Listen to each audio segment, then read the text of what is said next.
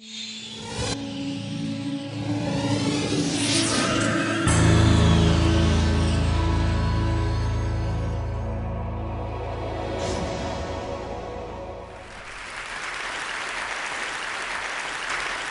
like to apologise, first of all, to all of you because I have no form of PowerPoint presentation.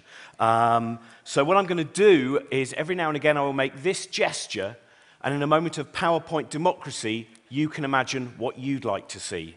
I do a radio show. The radio show is called The Infinite Monkey Cage. It's about science, it's about rationalism. So therefore, we get a lot of complaints every single week. Complaints including one that we get very often, which is to say that the very title, Infinite Monkey Cage, celebrates the idea of vivisection. We have made it quite clear to these people that an infinite monkey cage is roomy.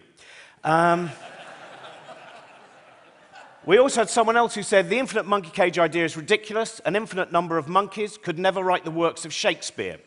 We know this because they did an experiment. Yes, they gave 12 monkeys a typewriter for a week, and after a week they only used it as a bathroom.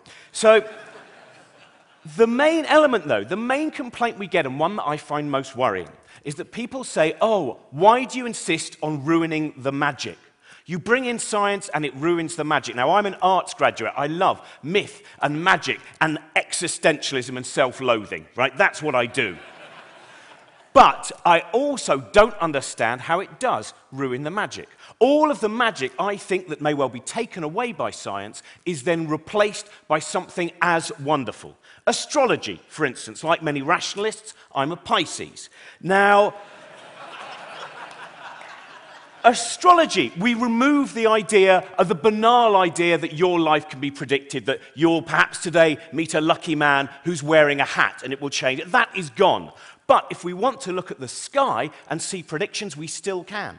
We can see predictions of galaxies forming, of galaxies colliding into each other, of new solar systems. This is a wonderful thing. If the sun could one day, and indeed the Earth, in fact, if the Earth could read its own astronomical chart, one day it would say, not a good day for making plans, you'll be engulfed by a red giant. And that to me as well, that if you think I'm worried about losing worlds, well, many worlds theory, one of the most beautiful, fascinating, sometimes terrifying ideas from the quantum interpretation is a wonderful thing.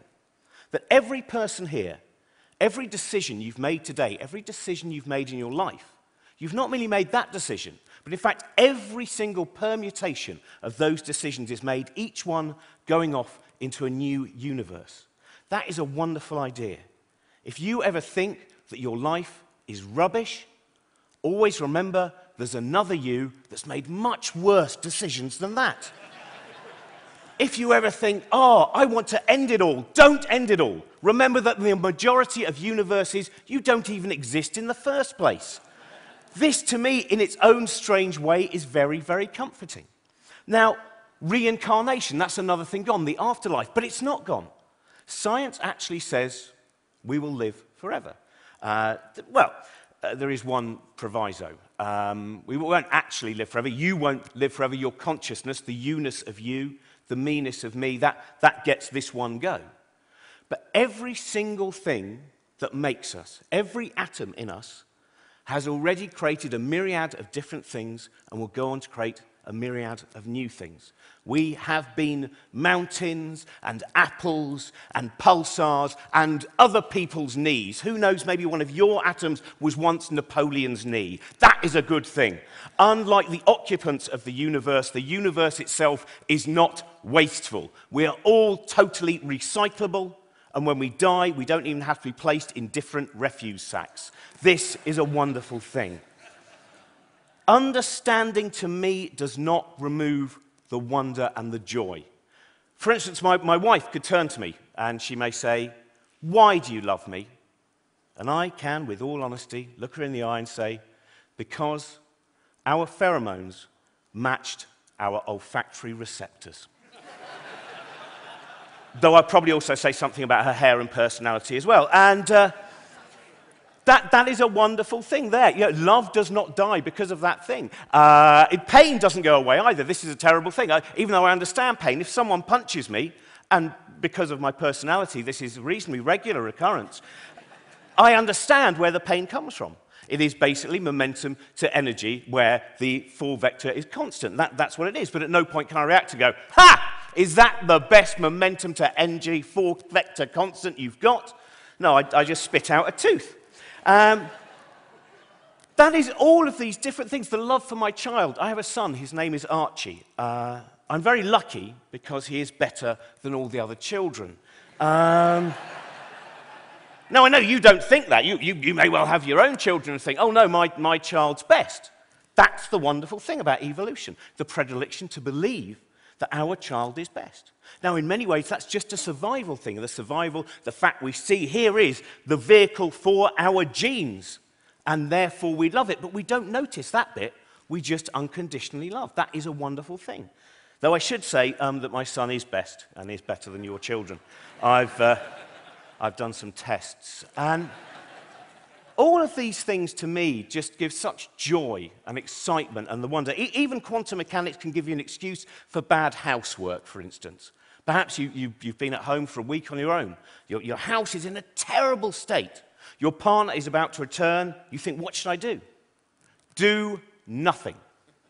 All you have to do is when she walks in using a quantum interpretation, say, I'm so sorry. I stopped observing the house for a moment, and when I started observing again, everything had happened. That's the strong anthropic principle of vacuuming. For me, it's a very, very important thing. That even on my journey up here, the joy that I had on my journey up here, every single time, if you actually think, you remove the myth, there is still something wonderful. I'm sitting on a train. Every time I breathe in, I'm breathing in 1,000,000,000 billion atoms of oxygen. I'm sitting on a chair. Even though I know the chair is made of atoms and therefore, in many ways, actually empty space, I find it comfortable. I look out the window and I realize that every single time we stop and I look out that window, framed in that window, wherever we are, I am observing more life than there is in the rest of the known universe beyond the planet Earth. If you go to the safari parks on Saturn or Jupiter, you will be disappointed. And I realize that I'm observing this with the brain, the human brain, the most complex thing in the known universe. That, to me, is an incredible thing, and do you know what? That might be enough. Steven Weinberg, the Nobel laureate, once said, the more the universe seems comprehensible, the more it seems pointless. Now, for some people, that seems to lead to an idea of nihilism. But for me, it doesn't. That is a wonderful thing. I'm glad the universe is pointless. It means that if I get to the end of my life, the universe can't turn to me and go, what have you been doing, you idiot? That's not the point. I can make my own purpose. You can make your own purpose. We have the individual power to go, this is what I want to do. And in a pointless universe, that to me is a wonderful thing. I have chosen to make silly jokes about quantum mechanics and the Copenhagen interpretation. You, I imagine, can do much better things with your time. Thank you very much. Goodbye.